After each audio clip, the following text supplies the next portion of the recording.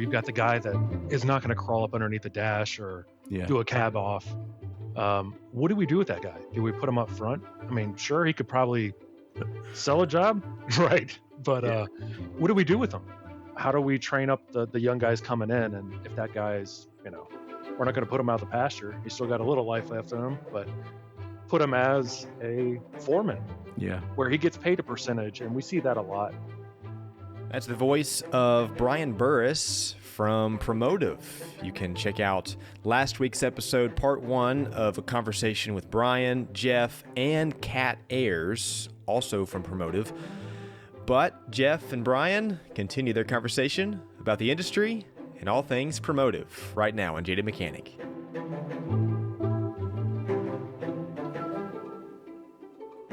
When we talk about what an ATEC is, and we see the posts in the groups and whatnot, they're like, I just hired this ATEC, but they can't diagnose, they're not living up to the expectations, I guess is what I'm trying to say.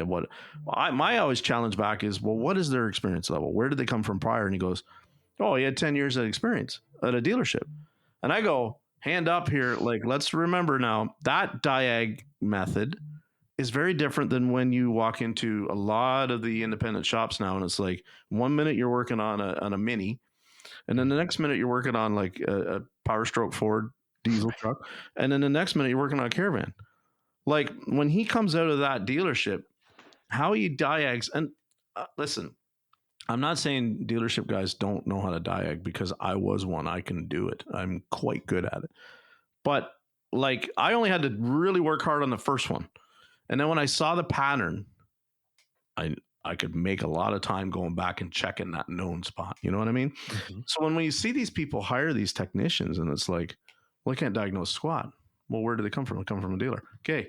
You're not hiring that person to like, there's going to be a learning curve. There's going to be an adjustment. There's going to be growing pains. There's going to be the honeymoon is not going to seem great, right? It doesn't mean that they can't fix the cars. It doesn't mean they can't diagnose the cars. It's just you may have to polish their process on how you want things done. And then if you're bringing them in on a flat rate thing, and guess what? You might better only feed him that product line that he's familiar with if you want to see him hit the numbers that you want to see hit. Because otherwise, I challenge anybody, unless you're upfront about selling a lot of Diag time right to beginning, or you've got that unicorn, you're not going to get it. You're not going to get it. Right. It's too hard to work flat rate from a Diag heavy standpoint, steady diet of it, and hit the numbers that I think a lot of shop owners expect an ATEC to hit. And that's not a popular opinion, Brian. It really isn't. But I mean, like I talk to a lot of techs. It's when I say there's a unicorn, we know who they are in the industry. Like they're well known, right. And they exist, but far and few. They're expensive too. Oh, yes, they are. What?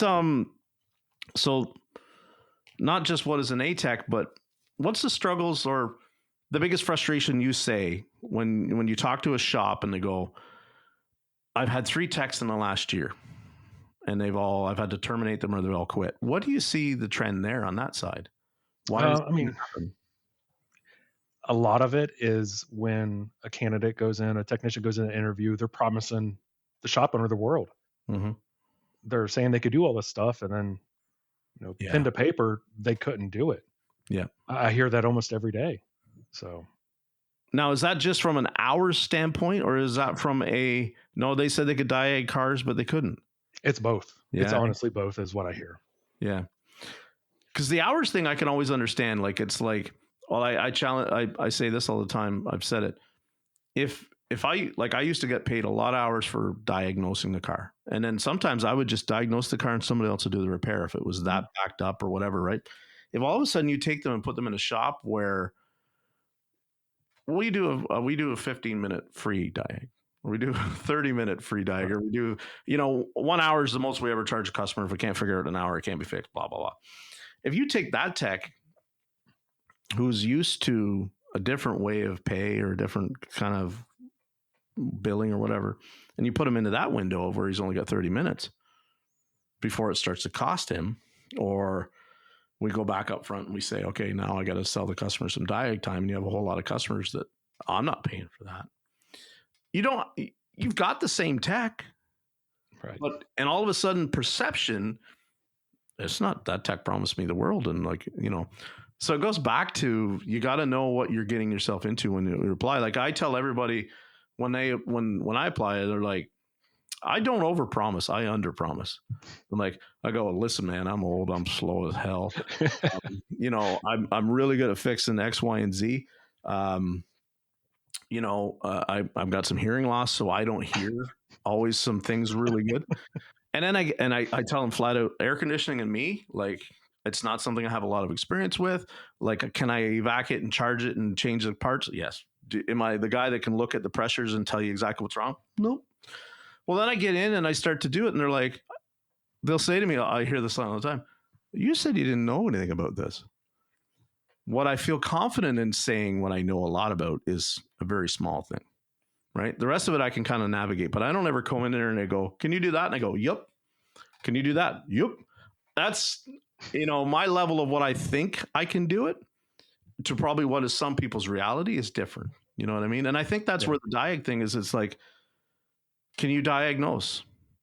I hook the code reader up, or I hook the scan tool up, and it says an oxygen sensor code, and I go under there and I change oxygen sensor. And then I come back with, it's like, my thing will say, well, I've had these cars that, had no codes, but I could tell that it was doing this or it was doing that, or this was the problem by these tests that I did. That's where it's, and so what I find is I sit down now with a lot of shop owners and I say, I can rhyme off these tests that I do on every car. Some look at me and go, sweet. Another look at me and go, what are you talking about? That's a very telling thing for me, because I know kind of then how you guys operate too, right? Absolutely. It's funky that way. Like, I don't do transmissions. I can take them out, put them in, but I obviously, like, I don't rebuild them. That's Jimmy Purdy's, neck expertise. Like, he's the training guy. What does a shop owner really want though from a tech, an A tech? That's again going back to the productivity. How many hours can they turn? The diagnosing. That's the biggest one that we see. I mean, every time I speak with the shop, it's 5 to 10 plus years of diagnosing. If you could really hone in, one key advice for a B tech coming up, we can all change brake pads. We can pop in and out, struts, ball joints, all that. You really need to put your time and focus into the diagnostic portion of the business. That's where you're going to make your money. That's where you're going to set yourself apart from every other B or C tech out there.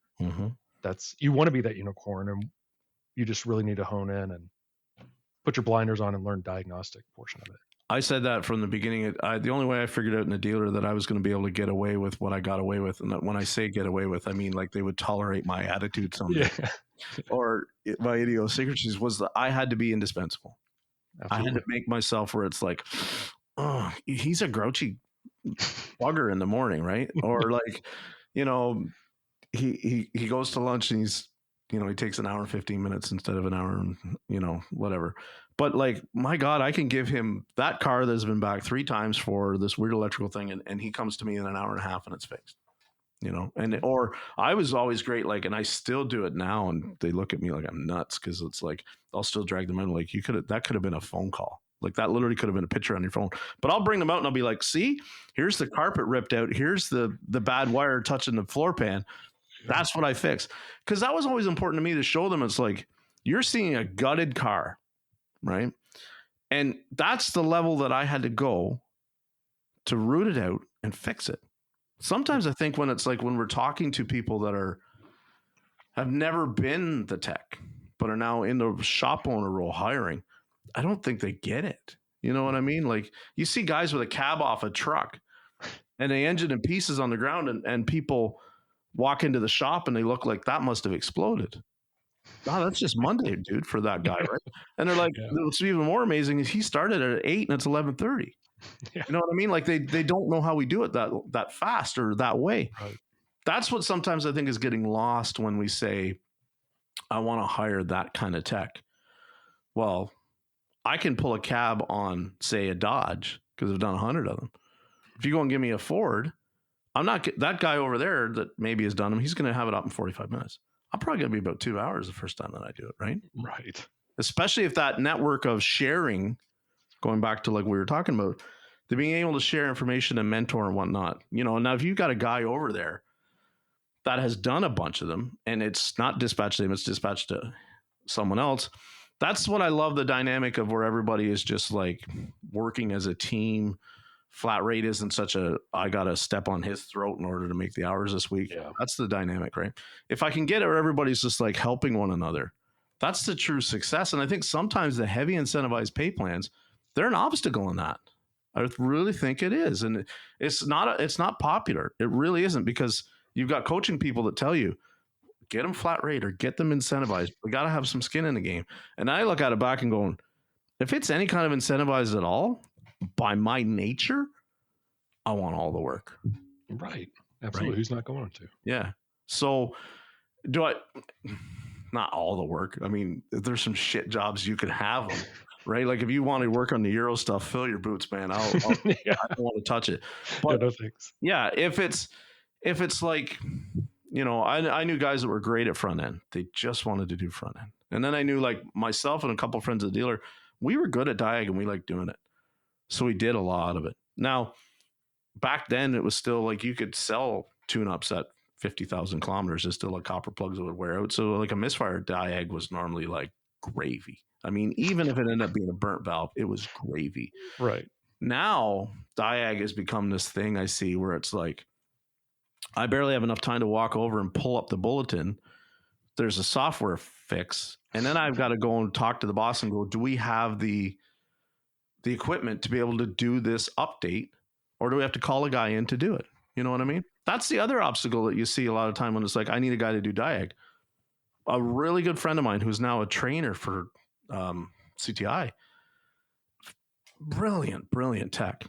He went to work for a shop owner that the shop owner was like, you're scoping everything. You don't need to. Like, he thought he was completely going over the norm with what it should take to solve the problem. Mm-hmm. And he's countering with like, look at the evidence I'm giving you, and I'm fixing all the cars. But he's like, I can't have you spend that much time on each car. So it's expectations, right, Brian, that always seem to get missed, right? It's communication is so critical. What about so mentorship, when the shops are saying they want to hire technicians, young people, I need a loop person. What advice do you give them? What we're seeing a lot more of too now is that foreman role. Mm-hmm. You've got that. We talked about it earlier. You've got the guy that is not going to crawl up underneath the dash or do a cab off. What do we do with that guy? Do we put him up front? I mean, sure, he could probably sell a job, right? But what do we do with him?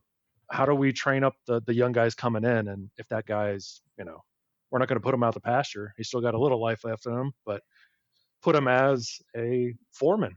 Yeah, where he gets paid a percentage, and we see that a lot. I love hearing shops where, I send a candidate over and he's green. Mm-hmm. He's been working at his house, doing brakes for his mom and dad's car. Yeah. And they give him a shot. So I love seeing that, but we've got to retain the talent. Not a lot of kids out there want to turn a wrench anymore. Yeah. So the apprentice programs are really good to get somebody the right quality training, set them in the right direction with some nice tools.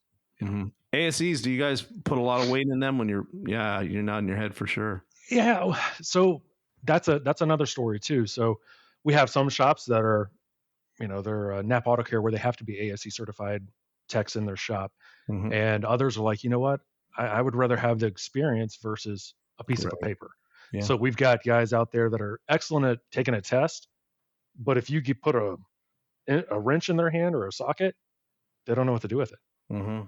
They just understand how it works, but they don't have the hands-on taking it apart like you and I. That's is taking stuff apart and put it back together.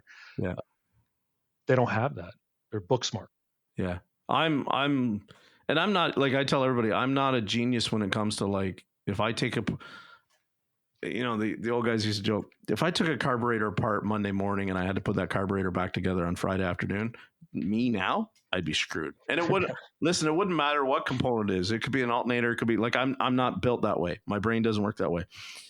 So I was always envious of those guys that could like take that apart, throw it all over the bench, you know, and then come back to it like 4 days later when the parts came in and put it back together and work flawless. That's not me. Yeah. Where I was strong was always, it's like, you know, here's a wiring problem, go fix that. And I was awesome at that. I find the young people now, it's like, I can get them to do anything and understand anything. If it's like, okay, so I want you to pull that window regulator out of that. We had a Dodge Journey last week. And before I look over, like 20 minutes later, before he pulls it in, he's looking at a YouTube video on how to do it. And I'm like, part of me is like, and then the other part of me is like, he didn't break one clip. Like, he knew exactly what the tools he needed. Like, and I'm just like, what a great tool. I wish I'd have had that in 1998 when I started, you know. We didn't have making the plastic trim. Yeah.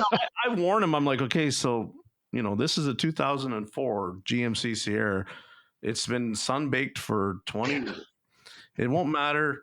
It's going to crack. Just make them aware that it might crack before you go and crack it. Just go out and tell them that it isn't, like, they're still going to want it fixed. They're still going to, but just make them aware that, like, hey, we may have to do some repair on this after to get it done. And they're great. Like, I'm envious of the young people now that it can, but I do see it as like, if they don't have that, they don't have confidence to go forward. And I'm trying to navigate with my young people, like, how do you do that? Right? Like, okay, so there is no video of how to do this repair yet. This is a brand new car. There's no video yet. I find that it's tough for me to just, because I'm like, okay, I'm going to get in there and I'm going to pull and I'm going to do it. You know, they're like, if they seem to lack that confidence. It's tricky. It really is. It is. They just got to dive into it sometimes, and I don't think they have the confidence, like you said. Yeah. Do you find a lot of people when they're looking to hire? Because we see the conversations happen all the time, and they're like, young people are unreliable. Young people can't be on time. Young people. Is there a lot of that? Like, there's a lot of that. There's that, you know, preconception of that's that generation nowadays. So yeah, you think there's truth to it? I think there is, honestly. Yeah, we have a lot of people that ghost us. You know, that don't show up for an interview, or, you know, we're working with them to find them a job, and they just disappear. What? And going back to that, it's not even, it's just a thing now. I don't even think it's really an age thing. Right. More that I think about it, we have some older guys that, you know, my age, 40s, and they'll just disappear on us too. So I don't know. I don't know what's going on with that. That's weird to me that they would put the effort into getting Promotive on board to help them out and then not follow through. I think the only thing I want to maybe say what could happen is we see that dynamic happen sometimes, Brian, where it's like they were ready to leave the shop, pay-wise, say, right? Yeah. Until they went to them and said, okay, this is my notice. And then all of a sudden it's like, okay, we'll give you that $2 more, you know, greedy old bugger, right? Like that's, and then it just keeps cycling. We see it in the groups all the time. The best way to get a pay raise in this industry is to go turn your notice in. And that's what happens. And but my thought has always been on that. Why do I have to put my notice in for you to really know my value? Mm-hmm. Why do I have to do this? And, you know, I encourage a technician, if you're having to do that, why are you not doing that before I put a piece of paper in your hand? So yeah, and we see the talk all the time now. It's becoming more prevalent every month. Don't work for the crappy shops, right? If you're in a crappy shop, leave it. And I tell people all the time, listen, strike while the iron's hot, because there is no better time right now to shop yourself around. Absolutely. To employers than it. The conversation just came up today. Shop owners talking about, you know, a new hire that they have and they're struggling. And I said, like, I understand where you're coming from, and I know you personally, and you guys run a top-notch facility, and, you know, you're probably doing nothing wrong. I'm not saying that the young person is going to make it, but here's the thing: it sucks right now. You may, if you want an A-Tech, and they're self-admitted, he's an A-Tech, he can diagnose cars, but he's like, everything that goes to them when he comes to them, when they go to him with a little bit of construction criticism, becomes a dialect back and forth of like this and that and the other thing, and it starts to trigger her. And I kind of say to my friends in the background, unfortunately, you might just have to live with that for a little bit, right? Until we get ahead of this shortage problem. A-Techs are They're not like 4-leaf clovers, but they're getting pretty close. You know what I mean? They are. They really are. Yeah. And my heart breaks for both people on both sides of the argument. It really does. Cause I love this industry and I want to see everybody succeed. I mean, like, I love my shop owner. I love my boss. He's great. And I want to see him succeed. It really does. We need to understand that, like, the technicians, when we come to work every day, yeah, we come to get paid. We're coming to get a paycheck, and we want our time away from work to be able to enjoy our family and whatnot. But they genuinely want to see the shop owner succeed. Absolutely. Genuinely, 100%. It's only smart business to want to see you succeed. Like, to say otherwise is asinine. Like, I would not go to work, and I don't care if my boss is successful or not. I know that if he's not successful, I don't have a job next month. Right. So exactly. I have to apply myself. But, like, it's got to be a little bit more give and take, I think, sometimes. Like, what makes us so effective as technicians is the ability to think broad, like, understand. So always, I keep saying, don't take every question as a challenge. Don't take every input as a challenge. Take it as, it's like, I'm trying to be more effective. So in order for me more effective, we have to know, we're just by nature, we have to understand how something works before we can fix it. So Absolutely. It's like, my boss says to me, why are you so wrapped up in what the business is doing at the business? Well, because, like, I need to be efficient, and my efficiency needs to be reflected in my hours sold. When we shave labor, do things for free, whatever, it affects my efficiency 1,000% in my production. It shows different now. Now, you can remember that, like, I fixed the car, and long after the money spent, you might have even forgotten that we didn't charge her for that. But going forward then, to my next employer, should that have to happen, I have to be able to show my numbers, right? Right. Exactly. And that's where, when, Kat was on here talking about it, I wanted to get into that, because it's like, we can see, I used to turn 60 hours a week. No problem. Could do it, stand on my head, 1 hour. And then you get into a place where it's like completely different, where it's like, it took 3 hours to get to that problem. We had to tear the engine down, but we found it. I had 1 hour Diag approved. Right. Like, and it's so much of that becomes a situation of, it's like, it's used for marketing. It's used for good relationships with the customers, whatever you want to call it. But it doesn't reflect on the tech's ability then, if we get wrapped up in the numbers. So I always, when I'm thinking about how to help Promotive, and I'm helping technicians and shop owners, you got to really get to know the person. Absolutely. And that's why ASE, going back to that's so critical, because, like, we don't have it up where I am in Canada. We have a licensing program, like it's an apprenticeship full bore license. Like, I'm a Red Seal trade certified person. That's what it is. So it's like, I'm recognized, I can go anywhere in the province, and I demand a certain level of pay. And it means that within the legal lies of the law, I can actually take a car and certify it to be legal for the road. That's what in a nutshell, what it means. Right? In order to be sold, it has to be looked at by me. A lot of repairs can only be performed by somebody like me. So when I see somebody that, like, has ASEs, I go, okay, that person has at least put in some motivation, some effort into showing us a level of competency, a level of certification. The argument, if you go and hire somebody without them, it doesn't mean that they're not good techs, but there's a whole lot more discovery of, like, ooh, what can they really do, or what do they really understand, right? So, yeah, it's tough. What the service advisor route, when you see, what makes a good service advisor?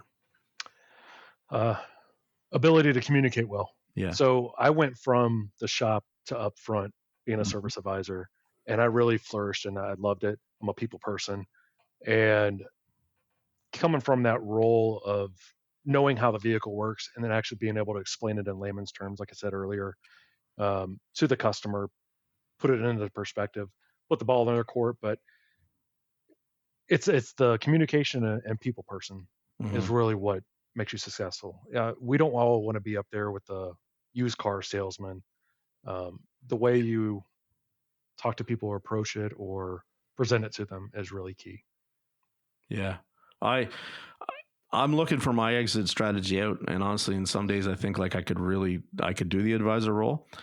And then the other me is like the first difficult customer, I guess, if you want to call them difficult. You know who the type that I mean, right? The type that already come in with a preconceived notion and the fists up like I'm not getting ripped off today. I don't have patience for that. I really don't, right? It's too hard for me I can't take 25 years of experience and value of what I've trained into myself and what I've built myself in to be able and sell that to you in 5 minutes. Right. Like if you're already coming with a not trust attitude, I'm not your person. I'm going to take your car and I'm going to, like, if you're tasking me with fix it, I'm going to fix it. I'm going to fix it very well. But if you come at me with, so how does somebody like me work on getting to that? If that is what is probably my best exit strategy is to stay in the industry, is to work an advisor. What do I do? Is there things available to me from Promotive, or is there things available to me not Promotive that help me become better at it? Yeah. So obviously if we're working with you, Promotive, reach out to the recruiter you've been working with. We always keep that relationship open, but put the feelers out that you want to be a service advisor. Why would you be a good service advisor? And I've presented it to shop owners before. A technician is wanting to move up front. And I'm like, hey, this guy understands how A plus B works. Right. He can explain it to the customer, and he worked out great. Yeah. Communicate with your owners. Say, hey, let me try selling a job real quick. Just let me give it a shot. Take the customer out to the car, explain to them what's going on, but be open about it. Let us know, let your owner know. And it doesn't hurt to give it a shot. So yeah. I've done it. I've had to step into those shoes a couple times. Now, the way it's always been traditionally for me was like, so the first ticket I sold was almost 5,000, and it was a very neglected Kia, and it was actually a friend of the family's sister. So we kind of like, I knew who she was. She knew who I was. I was the reason that she had brought her car, but she didn't understand the scope of how unsafe that car was. She knew that, okay, it had some rattles and the brakes didn't work very good, but she didn't understand that it's like, this thing's really, like I told her, I said flat out, I said, Beth, this is one of the most unsafe cars I've seen in 20 some years of working on cars. Right now, it had always been, roll over a quick lube, and that's how they got. And that's a whole other sport. People that are familiar with me know what I think about that side of the industry. So we'll leave it at that. But I kind of like showed her the whole car, showed her everything that was wrong. I didn't tabulate the numbers on what it was going to cost, but it was just, so when my manager came out and said, okay, she agreed to it. And I'm like, okay. He's like, that was like almost $5,000. I'm like, wow. Like, so then I thought in my goofy head, maybe I can do that. But there's somebody that I already have a rapport with, right? Like there's a familiarity. Strangers, sometimes it's hard for me not to feel like I'm being judged and not judge them. That's the tough one, But I've had an interview before on here, and I've talked to a couple of advisors now and some shop owners and everything. And some shop owners are like, putting a tech out there as an advisor, I don't think that'd be good. But it gives me hope to hear that you did that transition. Yeah. I think that's really cool. It's all about personalities too. You've got a lot. I've worked with techs where their heads down all the time. They're not a people person. Darn well, you don't want to put them up front. It's not going to go well. So again, if they have the personality for it, as an owner, notice that too, and give them the opportunity. Did you have a financial reason for making that switch, or was that like a physical thing, or you just want to try something different? I want to try something different. Cool. I've always liked talking to people. Yeah. So yeah, I mean, on certain subjects, like on cars, I can talk to most people about, but it can sometimes come across as, you've seen the Seinfeld skit where the mechanics like lecturing Jerry, you've been going for those cheap oils. That'd be me. Yeah. That'd be 100% me. It'd be like, what are you doing to this car? And I mean, at the time, I think back to the episode, I think it was a sob. Like, so, I mean, like, I don't get that, whatever, but but I'd be that way where it'd be like, because, and I can be that way where somebody's like, they've got something blown up. It's obviously neglected, and it's hard for me sometimes to separate myself and go, well, if you'd have just done your stupid oil changes when you're supposed to, you wouldn't be sitting here with it blown up. And then you realize that if they drive in with a key, it doesn't matter. maintenance or not, it's blown up, right? Or unfortunately, and that's where the struggle, I guess, is because I see people, we've had a lot of it lately, the economy, the way it is, they buy a used car and then they bring it in and you're like, you bought this? Yeah. Did you have it checked out? No. Okay. We looked at a Journey last week, bought it for his daughter. She needs a car. And that's the worst thing, because it's always like, it's a rush impulse buy because the last one, whatever, blew the engine or transmission and now they're not fixing it. And they get this Journey and I'm like, I go driving. I'm like, okay, the tranny on this one ain't so good. And then you look the car over and it's like, I mean, it's got calipers that the flex lines are twisted on. It's got brakes that are shot. Tires are bald. Air conditioning sometimes works a little bit, like all kinds of stuff, right? Electrical things going on. And you're like, just the safety stuff was like almost $4,000. Yeah. Just to get it safety legal for the road. That's not counting the transmission. That's not counting. And you feel bad for those people. You really do. But the old dealership me is always like, well, these people don't want to even do maintenance anyway. So like, who am I to like help them save money? Like they were always the ones that I had to work for just about free on. Like this is where my stupid brain goes. So I'm working on my empathy. Is what I'm trying to say. Yeah, that's good. The shop owners, are they understanding? Like, do you see it improving? I guess is what I'm trying to say. Or do you just see right now, like where they're just desperate? Or do you see it improving? And like, what's the success stories? I guess give me some of the success stories you've had with Promotive. Without naming names, if you can't name names, that's cool too. Yeah, no, I can do that.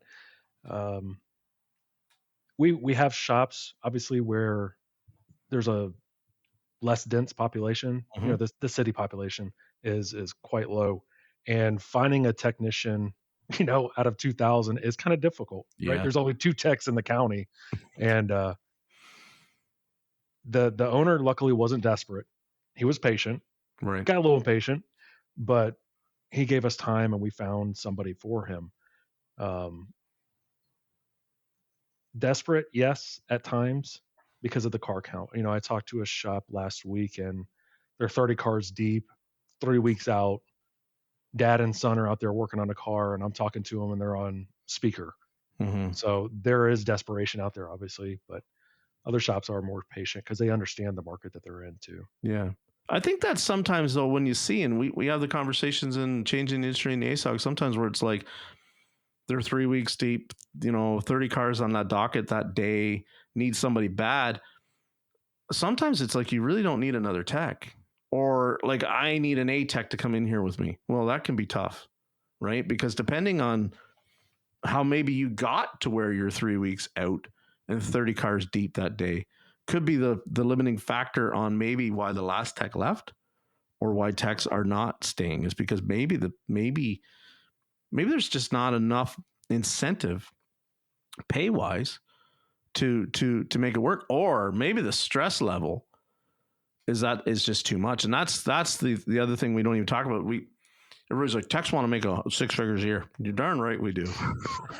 Because I know lots of other guys in trades that make 6 figures easy, standing on their head, working 4 days a week. And like, if they work Friday, they're done by 11 and they didn't really do much. They maybe did an inspection, bid a job, and they're making 6 figures and driving around a company truck. So of course technicians want to make 6 figures. That's not, but when I see the stress level sometimes of, like you said, a shop like that, booked out 3 weeks, 30 cars that day, nightmare car after nightmare car towed in because they have that rep as being able to fix that car. For some techs, there's not enough money in the world to make them go jump from that, like the dealership thing. We're used to like our busy months, and we're used to like that chaos from 7 a.m. until noon. We're used to that chaos. And then after that, like the way we worked, it was like everybody dropped at 8 and picked up at 5.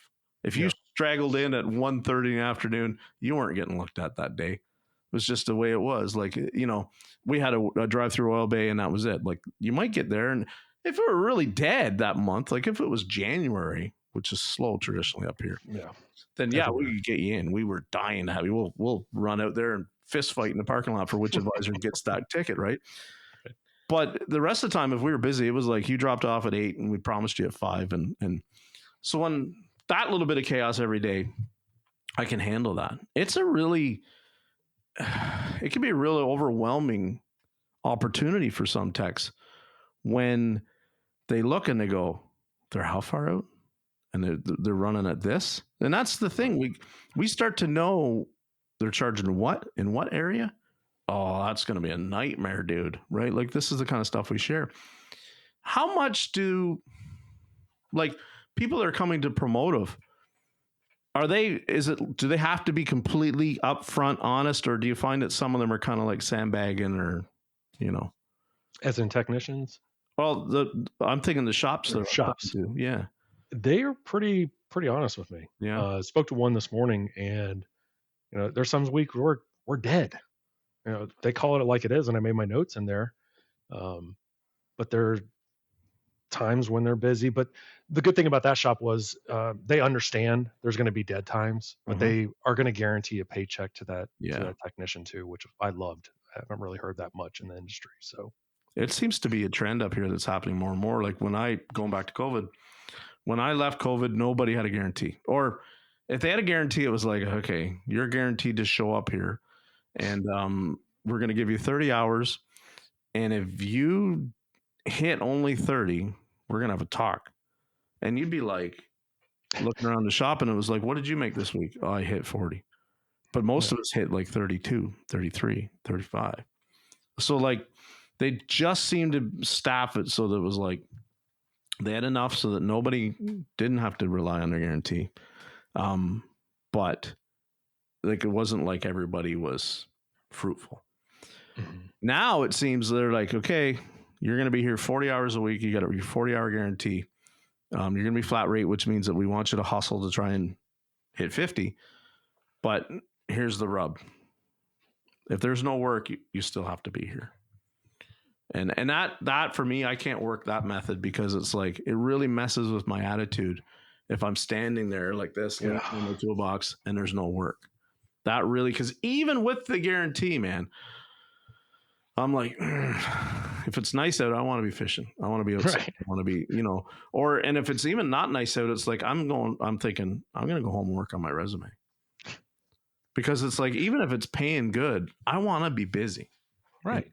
Makes the time go by faster. Yeah. That's the struggle I see. So I've seen that since COVID is like a lot of the places have ponied up and got that guarantee that matches. Like, if you're in the building, we're going to have you here. Yeah. I've seen a lot more of that too now. Mm-hmm. And the difference between when I was in the shop to now, the pay plans are, there's hybrid ones out there. There's productivity bonuses, which is great. Trying to push that technician to do more, turn more hours. Yeah. So in closing, what's your one piece of advice that you give to a shop owner? And what's your one piece of advice to give to a technician that makes this relationship work better, to finding each other? I know it's a good question, eh? That's a good one. For the shop, I would say patience. Okay. Your expectations are here, but your patience need to be here too. Mm-hmm. So we're going to find you that A tech. It's not going to happen overnight. As you said, it's like a 4-leaf clover. Yeah. Just patience. We can find somebody tomorrow that's a lube tech, right? Mm-hmm. We're not going to go there. But if they're wanting that A tech, just be patient. Technicians, know your numbers, right? So knowing your numbers is another tool to put in your toolbox. I wanted to mention that earlier. Having that is like having an impact wrench. Knowing your stuff, being able to present that to your owner or potential, new employer, that's a huge tool. Mm-hmm. And don't ever think you know it all. Yeah, no. I've compared being a technician to being a medical doctor. Yeah. Look at the cardiovascular system in a human body versus a wiring diagram, and a wiring harness in a car. Mm-hmm. That's what it looks like. Yeah. So continue to learn, be humble, and just be open to learning and keeping up with the trends, because it's continuously changing. I'll counter with the shop owners that are thinking about reaching out to find another tech. I'm going to make this challenge. Before you think about reaching out to find another tech, think about, have you done everything that you can do for the tech that you have? Have you provided them with every training opportunity that they need? Have you looked at how, if the cultures are not aligning, why is that? Now, I'm not excusing, like, if they're just tardy, if they're unreliable, if they're, all about the dollar and they're butchering cars up, I'm not here to defend that guy. Not at all, or gal. Don't take it that way. But before you reach out and say that the problem is with the technician, let's stand in front of the mirror for a minute and look and go, is there anything more that we can do first? Because we want to talk about leadership. That's where it still falls on. At the end of the day, you are my leader. When I go to work, I expect you to lead me. I expect you to lay it out for me, what it is exactly that you want, and I will provide that with you, for you. Or I'll tell you, be upfront and honest, I can't provide you with that. 100%. If you give me a car and it's like, I don't know a darn thing. If you give me an EV, cool, man. Like, I'll take the wheels off. Like, other than that, I don't have a ton of training. I'm not confident in it, and it's really doesn't get my goat. It's not something I'm even dying to learn how to do. So think about, before I need that unicorn ATAC, think about, do you really, because this is the conversation that came up. A lot of people counter with, I need an ATAC, and it's like, no. What you really need is to think about the jobs that you're booking in. Are they really fruitful enough to justify the expense of what that ATAC is going to be? Because if you can't keep an ATAC fed with ATAC work, you've got a very expensive BTAC, right? Yeah. And that's something that even a lot of people don't want to hear that reality either. If you break down the numbers of what you need an ATAC for, you really don't need an ATAC. You need to stop saying yes to that type of work. And then I'll say this, I'll counter with the technicians, kind of what Brian said. Make yourself indispensable to the person that you're working for. And then make sure that when you go in there, you don't overpromise. And then, like, you want them to be pleasantly surprised with what they go, wow. You kind of, like, there's nothing better, no better feeling than it's like, I've seen it. I've talked to shop owners like, I just hired him, but like, he's been killing it his first 3 months. I just bumped him 4 hours. Didn't even tell him. Just put on the pay. Like, nothing makes somebody feel better. I'm not $4 is it's not don't think it has to be that to me. Anything at all. It could be come along and pat on the back and go, wow, we're really impressed. We didn't expect you were going to be at the level that you're at when you came to us. Nothing makes a tech better, makes them feel better than that. It's not about the hours, it's not about the time. So that's something to take away, both sides of this equation. Something to take away. That's, I hate where we are in the industry for a shortage. I really do. It breaks my heart to see. We're all to blame for it. Technicians are to blame for it. Shop owners, the way we've done, we're reaping what we sowed. So, but always be upfront with the man in the mirror or the lady in the mirror, both sides. Know what you're actually in what you're selling them, and know what you're really looking for when you're going to find that tech. Be upfront and honest with everybody. And that's the, Promotive will help you find what it is you need to find. The job or the person or both sides will help you find that. They have been an absolute fantastic supporter of me. I couldn't be more perfectly aligned with a company, I think, than with Promotive and where I want to go in this industry and where they want to go. I think we're exactly on the same track. And I hope that we can become more involved in the future and getting it aligned up, because my insight is what it is, but it's very aligned with what is typical right now. And I think that the more we share, I think the better it becomes for all of us. So, Brian, any closing thoughts? It's been a pleasure. Thank you for having me on here. Yeah, thank you for your time. I know awesome. It's a Friday, and I didn't mean to keep you as long as we did, but sometimes it goes that way. So absolutely. Yeah, I appreciate what you do too. So. Yeah, thank you. I'm excited to see you. So I'll see you at SEMA and Apex. I will see you. All right, I'll buy you a beer. All right, sounds good. Thanks, man. Ciao. All right, thank you. Hey, if you could do me a favor real quick and comment on, and share this episode, I'd really appreciate it. And please, most importantly, set the podcast to automatically download every Tuesday morning.